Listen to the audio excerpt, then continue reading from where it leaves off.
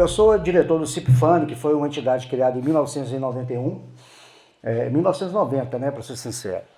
E no começo era uma coisa assim mais só de recortes de jornais, de coleta de informações, troca de dados com grupos existentes, né, no Brasil. Só que aí a partir do momento que eu conheci o Albert, né, numa palestra que ele sempre realizava em Belo Horizonte, aí a coisa ganhou um corpo que eu passei aí a campo, a pesquisar, né? E o CIPFANI, ele se tornou uma referência mundial na ufologia. Nós temos trabalhos hoje do CIPFANI em vários livros, revistas, jornais, espalhados para o mundo inteiro. E a gente publicou, quando surgiu o CIPFANI, um informativo chamado UFONews, que na época ele era feito em xerox, com a capa colorida. Era a nossa internet da época, né? Porque não existia internet. O Edson está aqui, ele tinha o grupo dele, tinha o Subsawa, né? Que era um informativo também. Quase todos os grupos ufológicos tinham o informativo, que era a forma que nós tínhamos de fazer o intercâmbio de informações. E o UFONews ele chegou a um ponto de a gente receber uma carta da Biblioteca do Congresso dos Estados Unidos, pedindo exemplares para que fosse enviado para lá, né? Então, assim, para mostrar como lá fora eles estavam observando, mesmo sem fora internet. Não existia internet nessa época. Pra você ver aqui, ó, 92. Então, para você ver que as nossas pesquisas, elas são observadas, né? Por isso que há o caráter de sempre fazer uma coisa de boa qualidade. Bom, o que a gente faz? Nós realizamos diversas atividades de pesquisa ufológica. Nós vamos a campo, nós fazemos vigílias, nós analisamos materiais, né? Aqui algumas imagens, o Aloysio ali na região de Jaboticatubas, entrevistando o Albert aqui numa última pesquisa que a gente fez em Baldim, com a Rosana, que ficou debaixo de uma árvore, ela e a tia dela, com um objeto por mais de 3 horas, tentando, né, talvez abduzir ou sequestrar, né? E aqui embaixo é o Aloysio, fazendo uma atividade de pesquisa em Tabuleiro, uma região de grande incidência. Na época aqui, o Aloysio está com um laptop, né, nem falava notebook, que foi um dos primeiros grupos a ter acesso à internet no Brasil. O primeiro site de ufologia no Brasil é do CIPFANI. Isso, inclusive, está até registrado no livro Curiosidades. Aqui algumas imagens, né, da gente em campo, ali na Serra do Cipó, eu ali aqui em Lafayette, quando a gente foi lá coletar umas amostras de um animal que foi morto. Aqui embaixo em Baldim, aqui o Albert, a gente coletando informações na área rural também de Vargem Grande. Bom, eu vou pular aqui, porque isso aqui é uma apresentação sobre o meu trabalho, né? Que eu sou editor da revista OVNI Pesquisa, eu sou jornalista também, eu trabalho na área de comunicação visual, e em 2005 eu lancei o CD-ROM Os Invasores, que é uma compilação de todo o trabalho feito pelo grupo até 2014, até 2005, né? E mais um apanhado de documentos que nunca tinham sido publicados, inclusive o que o Albert citou, do caso da Hermínia Bianca, né, que é um documento que a gente xerocou, digitalizou e colocou nesse CD-ROM. É um material muito amplo para quem gosta de ufologia. Depois entra no site lá da revista, ele está lá à disposição. Aqui, algumas edições, a edição número 1, né, da OVNI Pesquisa, a número 2, que na minha opinião é uma das mais emblemáticas pelo conteúdo dela, né, sobre o pânico na zona rural. A edição número 9, nós já estamos produzindo a edição número 14, que está só esperando acabar esse evento, que vai entrar esse evento aqui na próxima edição, né, os bastidores aqui. E agora eu vou entrar rapidamente no tema que é laboratório extraterrestre. Uma pergunta, né? Será que a Terra, para esses seres... O Albert aqui já fez uma pequena explanação, mais ou menos dentro desse tema, né? Será que nós, para esses seres, somos vistos como cobaias? Será que a Terra é um laboratório? Bom, então eu vou tentar aqui mostrar a minha interpretação como pesquisador, daquilo que eu realmente fui a campo, conversei com as pessoas, né? Qual que é a minha percepção sobre esse tema. Para começar, desde quando esses seres nos visitam? Então, assim, se a gente for imaginar que a Terra é um laboratório, então será que desde quando que esses seres estão aqui? Será que eles estão aqui desde quando surgiu as primeiras formas de vida no período cambriano, há 450 milhões de anos atrás, ou eles vieram somente quando a nossa raça ela passou a surgir, há mais de 200 mil anos? Será que esses seres, ou várias raças, estão observando a Terra desde os primórdios, ou é uma visita mais recente, né? Então, o que nós temos? Nós temos alguns não, né? Nós temos milhares de evidências em registros históricos mostrando fenômenos, né, que naquela época não eram naturais. Então, por exemplo, aqui nós temos uma cópia das Crônicas de Nuremberg, editada em 1493, ou seja, no século XV, que eles descrevem a observação de um objeto com chamas, sob o reinado de Henrique IV, da Alemanha. Ou seja, esses tipos de evidências, esses registros existem aos milhares, né, dentro da literatura ufológica, mostrando que essas observações de fenômenos desconhecidos já ocorrem desde quando os homens começaram a registrar. O Maurício fez aqui uma excelente palestra sobre pinturas rupestres, né, que mostrou ali os símbolos. É difícil da gente falar que talvez um círculo ali representasse uma nave, ou, né, porque isso seria extrapolar, mas será que a partir do momento que o homem começou a registrar em jornais, né, eles passaram a descrever esses fenômenos estranhos. Pode ser também que o homem primitivo, às vezes, observasse alguma coisa no céu, fosse lá e fizesse um desenho, mas não existia escrita, não tinha como eles fazerem uma conexão que aquele circo seria uma nave. Aqui, ali era um registro de bolas que foram vistas no céu e que parecia que elas estavam brigando entre si, né? Então, assim, apesar de todo o sensacionalismo, né, criado em torno dos aliens no passado, muitas evidências realmente demonstram que nós, os seres humanos, já estamos sendo observados por inteligências fora da Terra, e há muito tempo. Aqui nós temos, né, as pinturas dos aborígenes australianos, dos deuses deles, os Vandingians, né, que eles falam que vieram do céu para trazer a sabedoria.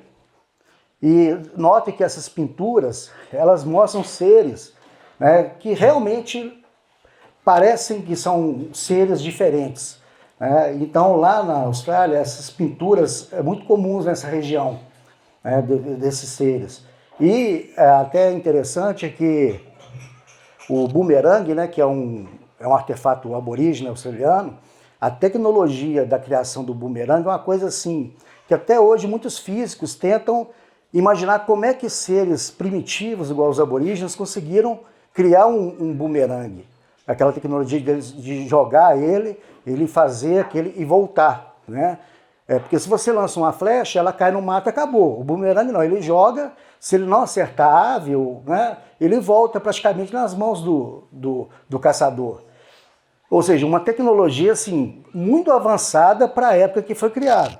Mas é lógico que isso aqui é só a título de curiosidade, tá, gente? Estou dizendo que o bumerangue desceu uma nave e falou, toma aqui um artefato para vocês copiarem.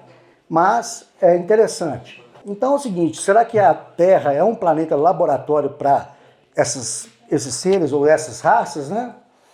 Bom, então vamos lá. Partindo da ideia que nós, os seres humanos, né, nós já estamos levando sondas, né, aparelhos para outros planetas, mesmo com a nossa limitada tecnologia, por que seres mais evoluídos do que nós, talvez milhares de anos à nossa frente, não estejam fazendo o mesmo? Se nós, os seres humanos, com toda a nossa capacidade, com toda a nossa limitação, né, tecnológica, nós já temos sondas vasculhando outros planetas, né? Tá aí, é uma prova de que, para entender o fenômeno novo, eu sempre falo, nós temos que observar o nosso próprio desenvolvimento tecnológico. Aí eu falo aqui, né, que não é devaneio pensar que isso já esteja ocorrendo aqui, com seres mais evoluídos, vindo de outros planetas ou dimensões. Mas essa parte de dimensões é uma coisa que eu nem entro muito no mérito, porque é uma coisa que extrapola os nossos conhecimentos, né? Mas que a física, né, a ciência, admite que é plausível. Bom, só para ilustrar, eu peguei essa reportagem há pouco tempo. Olha para você ver que interessante. missões para Marte, porque 3 países chegarão ao planeta vermelho quase ao mesmo tempo. Então, para explicar aquilo que o Albert falou, notem que nós estamos no planeta Terra, mas tem 3 nações distintas, que seria China, Estados Unidos e, se não me engano, o Emirados Árabes, lançando ao mesmo tempo sondas para Marte. Ou seja, três países diferentes lançando equipamentos para Marte. Então, vamos fazer um teste de imaginação que Marte fosse habitado. Então, aparecia lá um rover, aí o habitante do planeta Marte falou assim, poxa, de onde que veio isso? Ah, eu vim lá da Arábia Saudita. A outra, eu vim da China, eu vim dos Estados Unidos, ou seja, então naquele planeta eles estão recebendo a visita, vamos colocar de 3 raças, né, diferentes. Então, o paralelo é o seguinte, nós também podemos estar sofrendo a mesma coisa. A Terra pode estar sendo visitada, como aqui, ó. Às vezes tem um G1 lá no planeta Deus, assim, ó, missões para a Terra, porque 3 países estão interessados em conhecer ao mesmo tempo, né? Provando que é um paralelo que eu estou fazendo. A Voyager 1, por exemplo, é uma sonda espacial norte-americana que foi lançada em 77 e ela já saiu fora do sistema solar, né? Ela já atingiu 17 bilhões de quilômetros de distância e até hoje ela ainda mantém comunicação com a Terra. A Voyager 1 é o mais distante objeto feito pelo homem a partir da Terra, né, viajando fora do sistema solar. Ou seja, nós já estamos vasculhando o espaço. Nós com a nossa, né, limitada tecnologia, nós estamos fazendo isso, nós estamos vasculhando o espaço. Mas em que sentido? Isso pesquisa. Nós não lançamos uma sonda dessa com discos de ouro, feitas, né, elaboradas por Carl Sagan, com desenhos de um homem e de uma mulher mostrando a localização da nossa galáxia, do nosso planeta dentro do nosso sistema solar, à toa. Há um objetivo. Então é o seguinte, então toda nave que realmente vem até aqui, o planeta Terra, ela tem que ter um objetivo. A NASA não iria lançar uma sonda dessa, que custou bilhões, simplesmente por assim, vamos jogar isso aí para o espaço, vamos ver o que vai dar. Não, tem um objetivo. Ela fotografou os planetas, ela coletou amostras que foram importantes para o entendimento da composição de alguns planetas, né, das suas atmosferas. Ou seja, ela já somou 44 anos de operação, né? Então, eu acredito o seguinte, para entender o fenômeno OVNI, temos que apenas observar a nossa própria evolução, né? Seremos os alienígenas, né, em breve pousando em outros planetas. Nós, daqui a pouco, nós seremos alienígenas. E aí a gente pensa assim, né, entrando um pouquinho naquilo que o Albert falou, né, o que levaria essas naves extremamente avançadas, né, a romper essas distâncias interestelares para chegar aqui, né, e tomando o termo do Albert, né, dar carreira em lavradores, deixando muitos desses com sequelas físicas ou mesmo os danos psicológicos. Eu sempre falo o seguinte, né, uma coisa é quando a gente tem contato com um fenômeno através de leitura, de livros. Outra coisa é quando você vai a campo, igual eu e o Albert, nós vamos constantemente, e você tem ali acesso às pessoas que viram e que sofreram essa sequela psicológica, né, de estar frente a frente com um fenômeno que é desconhecido, né? Aí você pensa assim, poxa, mas qual que é o objetivo disso? Será que é por mero curiosidade ou tem ali embutido nisso um objetivo? Aqui eu falo, né? Só quem já rodou centenas de quilômetros por estados empoeirados, entrevistando pessoas simples, que mal sabem ler, né? Pessoas extremamente simples, né? Porque na realidade a gente já faz pesquisas desde o início da década de 90, né? Em muitas dessas localidades não tinha luz elétrica, né? Não tinha acesso, então assim, é uma coisa até que eu acho interessante, que até publiquei o efeito parabólica, que eu apelidei assim, né? Que quando a gente chegava em Tabuleiro, no Alto da Serra, aí tinha aquelas casinhas lá embaixo, pequenininhas assim. As parabólicas eram maiores que as casinhas, sabe? Era até engraçado, assim, porque as parabólicas grandonas, né? E então, quando as parabólicas chegaram na área rural, foi uma evolução para eles, porque eles não tinham como colocar antenas, igual nós temos em cidade grande, né? Lá o sinal era só por parabólica. E aí, o que aconteceu quando a parabólica chegou na zona rural? A gente notou que os casos pesquisados caíram quase que pela metade. Por quê? Não é que o fenômeno OVNI parou de acontecer. As pessoas mudaram os hábitos. Aquela pessoa que chegava da lavoura por volta de 4, 5 horas da tarde, ela chegava em casa, tomava um banho e ia para o boteco tomar cachaça lá com os compadres, né? Aí a pessoa chega em casa e tem uma televisão, coisa que para ele era novidade.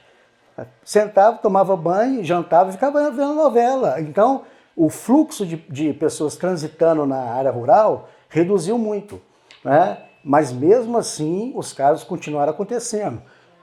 Então, assim, aí muitas às vezes as pessoas falam assim, o fenômeno OVNI reduziu a sua intensidade. Não é que talvez reduziu a sua intensidade, é que a chegada da tecnologia da luz elétrica, primeiro que ela ofusca a visão, né, de algo noturno.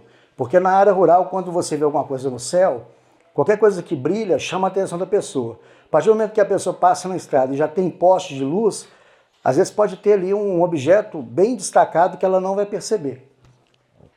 Então existem várias hipóteses para tentar explicar esse tipo de comportamento, né? Mas acredito que em locais mais afastados oferece a possibilidade de um estudo mais amplo.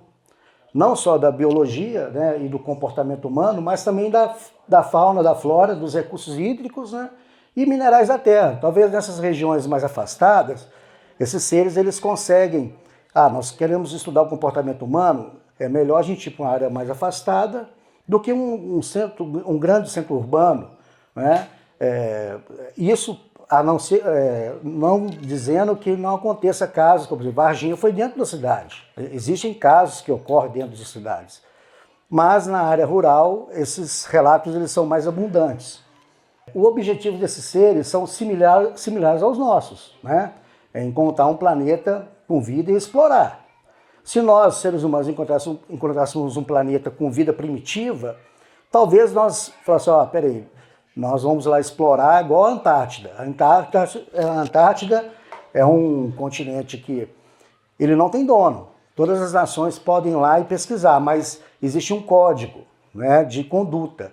Tipo assim, né, é um local que todo mundo pode ir lá colocar uma base, mas eles têm que respeitar alguns protocolos. Às vezes a Terra é a mesma coisa. Às vezes há protocolos entre essas raças de talvez não contato oficial, de não aproximação, né? Porque se são várias raças, às vezes os objetivos podem ser diferentes. Um dia nós seremos os alienígenas, né, de outras raças, tudo é questão de tempo. Ou seja, a Voyager, né, já está a 17 bilhões de quilômetros de distância, 17 bilhões de quilômetros, né? E obviamente que ela vai cair, vai parar de funcionar, mas nós estamos jogando para o espaço outras sondas. Qual que é o modus operandi desses seres?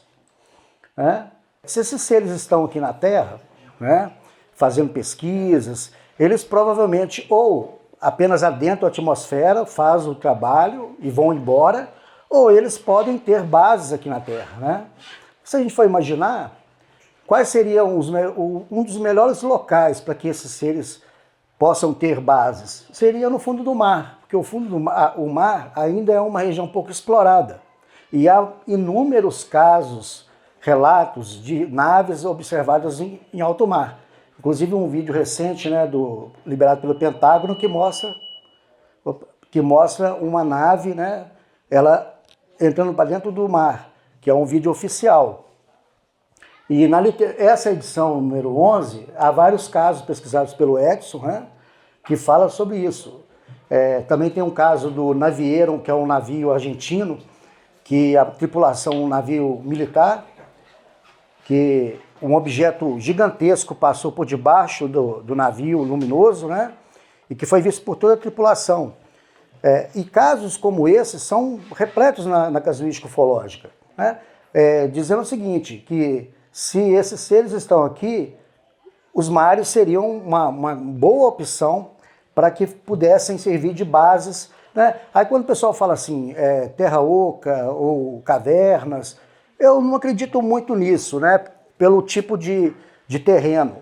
Eu acho que o mar seria o mais interessante. Falando sobre essa análise que esses seres podem estar fazendo aqui, aí tem vários exemplos, né, na ufologia, mas eu quis trazer só esse para ilustrar, que é a Operação Prato, que ocorreu em Colares, né, no Pará, no final da década de 70, né, foi 77, onde vários ribeirinhos eles foram atacados por meses e meses por naves.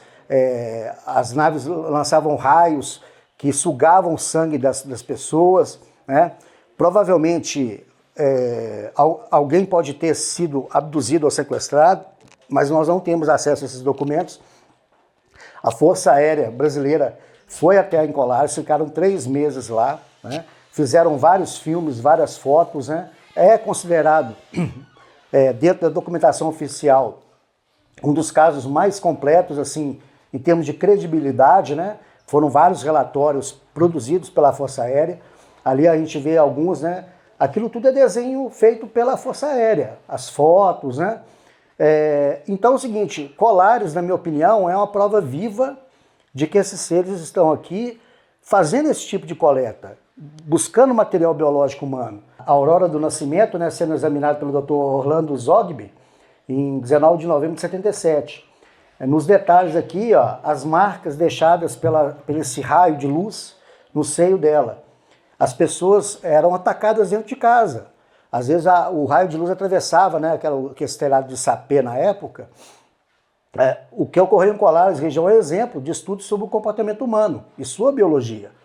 O sangue era retirado das vítimas. Fora os registros oficiais, quantos moradores daquela região não devem ter sido abduzidos por esses seres? Quantos desapareceram? Como foi uma época que Colares é pequenininho ainda. Imagine isso no final da década de 70. Aqueles ribeirinhos que vivem ali, né? Às vezes a pessoa desaparecia e ficava por isso mesmo, né? Aqui, um caso mais recente de uma pesquisa que eu e o Albert fizemos em Baldim, que nós entrevistamos a senhora Ângela e o seu Geraldo. Esse caso foi publicado na edição número 10 da OVNI Pesquisa. Esse senhor, ele foi várias vezes atacado por luzes. E numa dessas, eles estavam voltando para... Esse caso ocorreu há mais ou menos há 10 anos atrás. Eles estavam indo embora para casa, na estrada de terra, e ele falou que sentiu alguma coisa por cima dele. Ele estava com um caderno na mão, enrolado, ele falou que ele bateu assim, ele sentiu alguma coisa. Na hora que ele olhou, ele falou que viu um objeto do tamanho de uma Kombi, só que o calor era muito intenso. Ele falou que sentiu queimar as costas dele. E sem ele perceber, ele já estava a uns 40 centímetros do solo. Ele não percebeu que ele estava... E a esposa dele viu que ele começou a girar. Ele começou a girar, e ela segurou ele. A senhora Ângela segurou ele, só que ela não viu o objeto. Ela não percebeu, ela só viu que ele suspendeu, mas ele viu o objeto e viu a luz. Ele falou que a luz parecia solda, aquela luz de solda muito forte. Ele falou que queimou as costas dele, que ele sentiu muito calor. Ele sendo levitado, né? Ele percorreu mais ou menos 6 metros e ela segurando ele. Provavelmente, se ela não tivesse segurado, ele tinha ido embora. E esse objeto, assim que ela segurou, que ele retornou ao chão, ele passou e sobrevoou a casa justamente dos tios dela, que viram o objeto. O tio dela viu, o pai dela viu, que foi há 10 anos atrás, né? Há 10, 12 anos atrás. Ou seja, então foi um caso em que houve quase 5 testemunhas do mesmo objeto, nessa região em que ocorriam muitas coisas. E ele alegou depois que viu várias vezes essas luzes, né, essas naves, percorrendo a região da casa dele, que ele morava na roça, né? Aí a gente fica a questão, será que esse senhor, será que ele já foi abduzido alguma vez? Né? Inconscientemente ele não lembra? Por que esses seres constantemente estavam atrás dele? Aí o Albert até brinca, né, no final da entrevista. Esse vídeo está no nosso canal, tá, gente? É muito interessante. Ele relatando, né? Porque aí você nota a seriedade da coisa. Aí o Albert falando que a gente ia lá para fazer uma vigília com ele. Aí a esposa dele falou assim, pelo amor de Deus, não deixa eles levarem ele não. Mas assim, o que prova que esses seres estão realmente aqui, né, num processo de pesquisa. sobre as perspectivas, né, de contatos com aliens, aquela pergunta que o Maurício até fez para o Albert, né, tendo por base as novas conquistas e avanços da ciência, o falecido Uwe Brandt-Aleixo, né, ele fez um texto muito interessante, né, que está em amarelo ali. Sua tese era de que a relação total do segredo OVNI reside essencialmente nas eventuais revelações dos próprios alienígenas, que até agora, né, tem sido um comportamento evasivo, sorrateiro e enganoso. Ou seja, eles não demonstram o que eles querem. E quando eles têm algum contato com alguma testemunha, eles dão depoimentos ou passam algumas informações que não batem. Né? Na literatura ufológica existem vários casos assim. Né? Aí alguns ufólogos falam que eles falam isso para a testemunha para que, caso ela venha a falar, ela seja desacreditada. Né? E quanto à atitude de ceticismo, né, predominante no meio científico em relação a isso, o Uwe fez um desafio, né, aos deratores, né, saiam para fazer pesquisa de campo, né, aplicando seus conhecimentos básicos, e chegarão fatalmente à conclusão de que o fenômeno é real e não é imaginário. Né? Segundo o Uwe, falta por parte dos cientistas uma atitude ativa e não passiva, porque é muito fácil, como o Albert citou o Sacani aqui, de dentro do seu conhecimento acadêmico, ele fazer críticas, ressalvas, né? Mas nenhum desses cientistas que fazem essas críticas ao fenômeno OVNI, eles vão a campo, eles vão lá conversar com as pessoas. Né? É muito fácil falar assim, não, esse objeto aí é Vênus, não, é Júpiter. Pô, gente, mas Vênus não persegue ninguém na estrada rural. Vênus não levita a pessoa, faz a pessoa sair do chão. Esse caso que o Albert mostrou do Opala ali, a bola de luz perseguiu o carro por mais de 20 minutos, ela aumentava de intensidade, o farol do Opala ele oscilava, ele não conseguia acelerar o carro perdia potência, e na hora que foi chegando perto do final da estrada de terra, né, chegando no asfalto, essa bola de luz simplesmente fez esse movimento. Ó. Ela voltou, ou seja, se fosse um fenômeno natural, ela não teria essa atitude, ou seja, quando eles chegaram perto aonde seria ali o asfalto com mais movimento, esse objeto simplesmente recuou, depois de 20 minutos de perseguição. Então mostra que não é um fenômeno natural, não é um fenômeno efêmero, ele é de longa duração, ele mostra inteligência, né?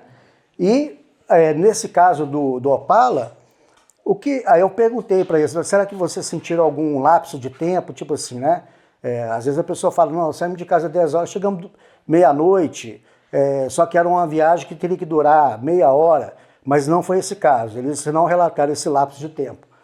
A gente que pesquisa em campo, nós temos formulários técnicos, né, em que há várias perguntas, então é muito importante, porque às vezes uma pergunta bem feita, ela muda todo o contexto de um caso.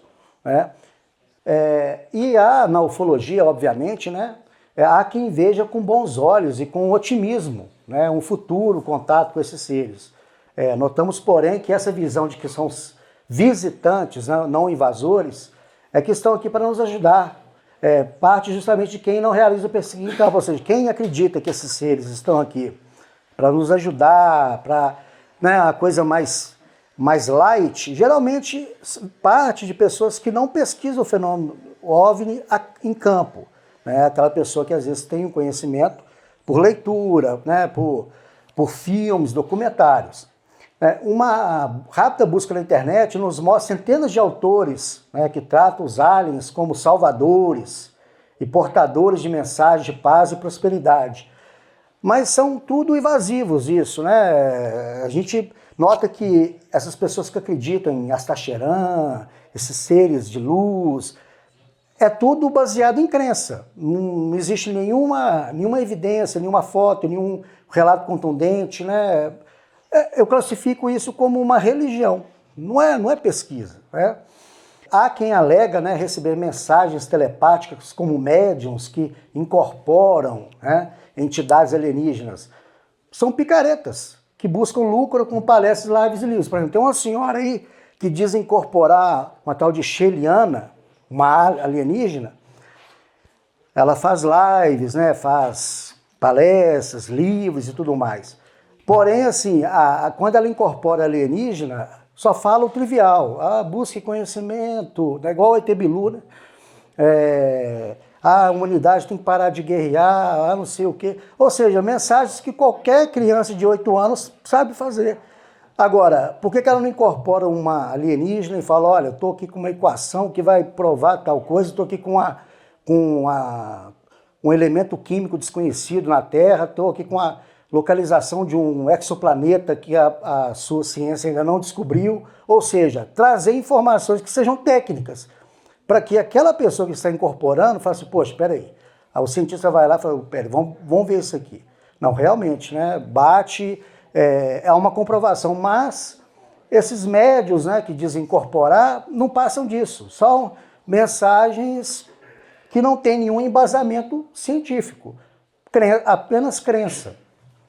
Então, por que seres altamente evoluídos tecnologicamente, né, estariam pregando o mesmo modus operandi de 30 a 40 anos atrás? Ou seja, a gente observou que dentro da literatura ufológica, a gente pegar casos que aconteceram há 40, 50 anos atrás, o procedimento é quase idêntico aos que estão acontecendo hoje, né? Então, o que leva naves a perseguir lavradores e homens simples das zonas rurais? Qual seria a lógica disso, né?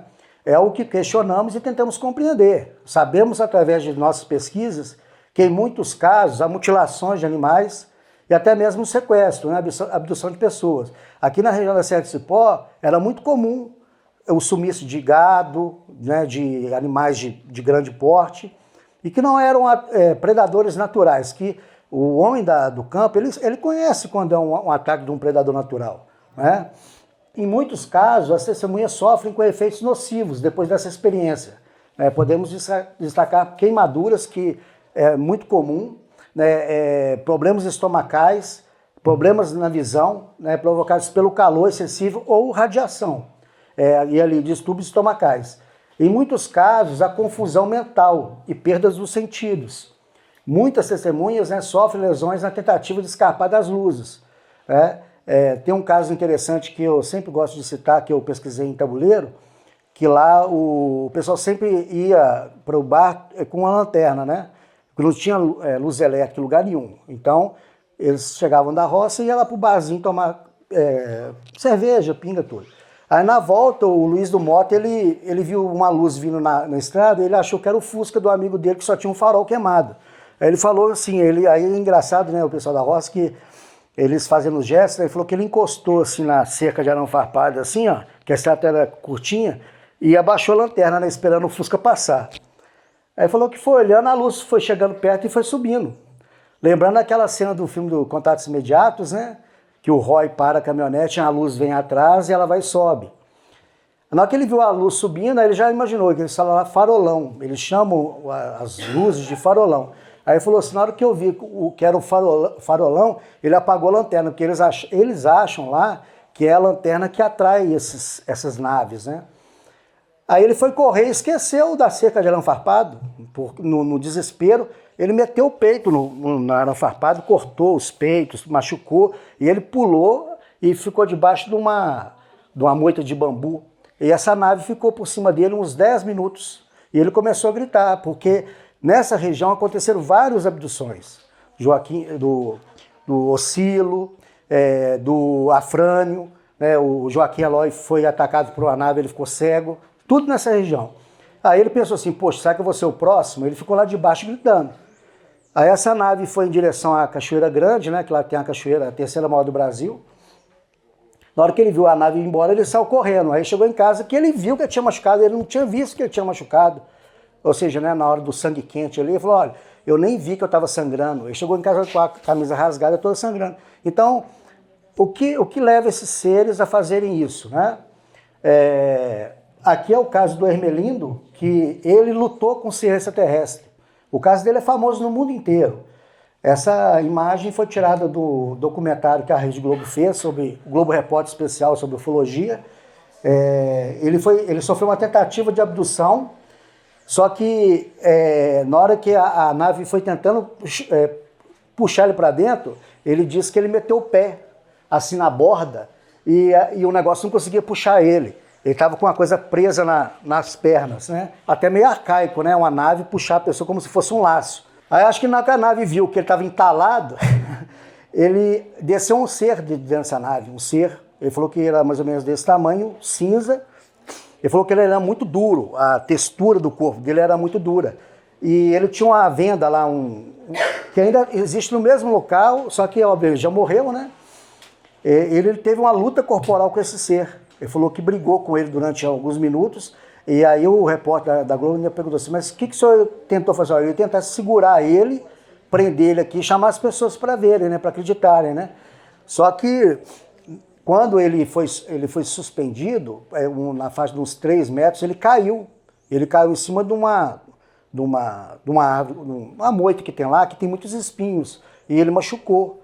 Né? Ele machucou e a esposa dele falou que depois desse contato, ela falou assim, ele não prestou mais. O modo que né? Assim, ele não prestou mais. Aí eu falei assim, mas como assim? Ah, ele passou a ficar meio bobo, ele passou a não render mais o serviço, né? O caso do Ermelindo é clássico na ufologia, né? Obviamente aqui eu não vou entrar em nenhum desses casos em detalhes, porque não é objetivo. Bom, em resumo, eles continuam aqui e realizando suas pesquisas. É imprescindível a busca de novos dados, né, para uma melhor compreensão desse fenômeno, que é evasivo, furtivo e parece que age como o lendário curupira do nosso folclore, né? O Albert que fala muito isso. Parece que na ufologia tem assim, essa coisa do curupira, que o curupira no folclore, né, para enganar os caçadores, ele tem o pé virado para trás. Então ele vai para frente, só que quem chega fala assim, opa, ele foi para lá. Só que ele foi para lá. Então parece que o fenômeno do OVNI, parece que lembra muito esse fenômeno do curupira, né? Então parece que o fenômeno vai numa direção, mas muitos ufólogos seguem as pegadas na direção contrária. Como o Albert, né, fez aquela inclusão ali, o Afrânio, só rapidamente, nessa região de Tabuleiro, ele estava vindo na estrada rural, ele tinha na faixa dos 17 anos na época. Apareceu uma luz, essa região lá aparecia luzes como aqui luminárias, só que lá parece que a coisa era mais agressiva. Ele viu a luz, ele foi desaparecer de Tabuleiro, que é ali em Conceição do Mato Dentro, que fica a 110 quilômetros de Belo Horizonte, e foi aparecer no Acre. Ele foi aparecer no Acre, a delegacia de lá, com muito custo, ligou para Conceição do Mato Dentro, né, que é a cidade mais próxima, e falou, olha, tem um sujeito aqui que diz que mora aí num vilarejo chamado distrito, né, de Tabuleiro. Aí depois de quase uma semana ele voltou. E quando ele voltou, ele não conseguia relatar o que aconteceu, ele só falava assim, eu vi uma luz. E passou pouco tempo, ele começou a ter confusão mental. Aí você chegava lá em Tabuleiro, a gente ia lá várias vezes, ele ficava para a rua, como se fosse um doente mental. Ele perdeu toda a sua capacidade. Aí ficamos sabendo na última vez que visitamos Tabuleiro que ele faleceu já tem uns 5 anos. Né? Então, assim, poxa, o que esse rapaz passou dentro dessa nave? E por que ele foi abduzido, né, ou sequestrado de Tabuleiro e foi aparecer no Acre? Aí imagina quantos casos desses não ocorrem, principalmente em regiões muito mais afastadas. Por isso que o Albert falou, nós temos que ir a campo para ir atrás desses relatos. Né? Talvez nunca iremos chegar a um consenso sobre os verdadeiros objetivos desses seres. Né? Na realidade, ainda estamos tentando compreender peças básicas. Bom, quais seriam elas? Quantas raças nos visitam? Fazendo aquele paralelo aqui no início que eu mostrei, né? Se nós aqui estamos, tem 3, 4 nações tentando pesquisar Marte, que é um planeta, né? Então por que não esteja acontecendo o mesmo com a Terra? Várias raças também aqui nos visitando. Existe um código de conduta entre eles, e são perguntas que eu acho que são imprescindíveis para tentar compreender esse mecanismo. Desde quando estão aqui? Será que eles estão aqui há pouco tempo? Será que eles estão aqui desde quando a vida biológica começou na Terra? Né? Será que eles estão aqui desde bem antes do surgimento da raça humana, mais de 200 mil anos, né? Já foi prolongado para 300 mil? E o principal de tudo, os seus objetivos, quais seriam? Esse é que nos incomodam. Quais seriam os objetivos? Porque a gente fica com o pé atrás. Poxa, tanto tempo que esses seres estão aqui, com o mesmo modo operandi ali na zona rural, e parece que... Porque seria interessante se fosse assim, ó, parou, não acontece mais nada em área rural, aí você fala assim, não, é lógico, eles já pesquisaram o que tinha que pesquisar, já coletaram tudo que tinha que coletar e acabou essa pesquisa. Só que não. Para o nosso espanto, as coisas continuam acontecendo do mesmo jeito, né? O que prova que talvez poderiam ser várias raças aqui, né, em pesquisa ao nosso planeta. Lembrando, gente, que eu acho que na ufologia não existe verdades absolutas. O que eu estou falando aqui pode ser, eu posso estar enganado, mas eu falo aquilo que eu subtraio das minhas pesquisas de campo, né? Então eu falo com propriedade nesse sentido.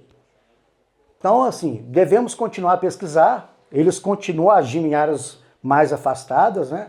Como aqui em luminárias, em locais onde podem realizar suas manobras mais furtivas, né? Acredito que ainda estamos sendo estudados e pelo que coletamos em expedições recentes, esses estudos parece que não vão terminar tão cedo, né? Eles estão aqui e continuam nos observando, né? É inquietante saber que seres mais evoluídos podem estar nos manipulando como meras cobaias. Ou seja, nós temos que entender que para esses seres evoluídos, nós somos meras cobaias. E para finalizar, gente, devemos ter em mente que toda vez que uma civilização mais avançada, né, entrou em contato com outras com grau de tecnologia inferior, os resultados não foram amistosos. Vamos só pegar um paralelo aqui, os astecas, quando os espanhóis chegaram montados em cavalos. O que aconteceu? Eles dizimaram os astecas, saquearam ouro, acabaram com a civilização asteca. Ou seja, então ali lógico que dentro da nossa história, da história humana, existem vários casos assim, de civilizações do passado que sobrepujaram outras inferiores, né? Roma, o Alexandre o Grande foi isso, né? Ele dominou praticamente todo mundo da época dele, né? Agindo dessa forma, né? E aqui embaixo eu coloquei, a nossa própria história é repleta de exemplos. E nós temos que imaginar que para esses seres, nós somos seres inferiores em termos de tecnologia. E se a gente for fazer esses paralelos do que vem acontecendo, né, com o avanço da pesquisa espacial, talvez a gente não pode ter assim uma perspectiva muito positiva para o futuro. Mas lógico, eu posso estar errado, talvez né, a gente pode estar falando coisas que talvez não aconteçam, mas tudo leva a crer que seja isso. Gente, o tema é muito extenso, né? A gente sabe que o tempo é curto e a gente não consegue talvez passar toda a mensagem, mas assim, dentro do que eu apresentei do laboratório extraterrestre, basicamente seria isso, né? Dentro das nossas pesquisas, nós acreditamos que esses seres estão aqui, fazendo um resumo breve, eles estão estudando, fazendo pesquisas, como nós faríamos se nós tivéssemos essa oportunidade de estar em um planeta com vida inferior, né? E os nossos trabalhos continuam, nós continuamos pesquisando, a revista OVNI Pesquisa está sempre publicando artigos referentes a isso, né? Nessa próxima edição agora vai ter vários artigos interessantíssimos, né? O Edson, que vai fazer a palestra agora, ele vai falar sobre um tema que vai ser pauta da edição, que são uma nova onda de casos que está ocorrendo no Brasil, né? Antes de encerrar, nós criamos o Clube dos 20, que é pessoas que gostam do assunto, né, que querem participar, e que às vezes a pessoa fala assim, poxa, eu, como o Gabriel, né, que faz parte do Clube dos 20, conheci pessoalmente o Gabriel ontem, né, Gabriel? Eu já faço parte do clube. Às vezes a pessoa tem uma formação técnica, como ele tem, fala assim, poxa, eu quero contribuir com a revista, ele não é ufólogo, mas eu quero usar o meu conhecimento como Maurício, na área dele, para ajudar. Então a gente criou o Clube dos 20, que para ter essas pessoas que ajudam financeiramente também a revista, né, que é uma mensalidade muito pequena, para que a gente possa ir a campo, fazer pesquisas, comprar material, né, porque Maurício sabe que essa parte tudo é muito onerosa, né, fazer essas pesquisas, né, e aí no site lá, quem quiser entrar, sabe tudo sobre o Clube dos 20 e também da associação normal da revista, né. E aqui, para finalizar, uma propaganda da revista OVNI Pesquisa, né? Nós temos muito orgulho de sempre falar, porque ela apresenta todo o nosso trabalho de pesquisa, meu, do Albert, do Edson e de todos os outros consultores. Bom, é isso, gente. Eu agradeço, né, a presença de todos aqui. Eu espero que a minha pequena palestra talvez tenha trazido algum pouco de conhecimento e espero estar aqui numa próxima oportunidade, né, apresentando novas pesquisas, juntamente com os amigos. Muito obrigado.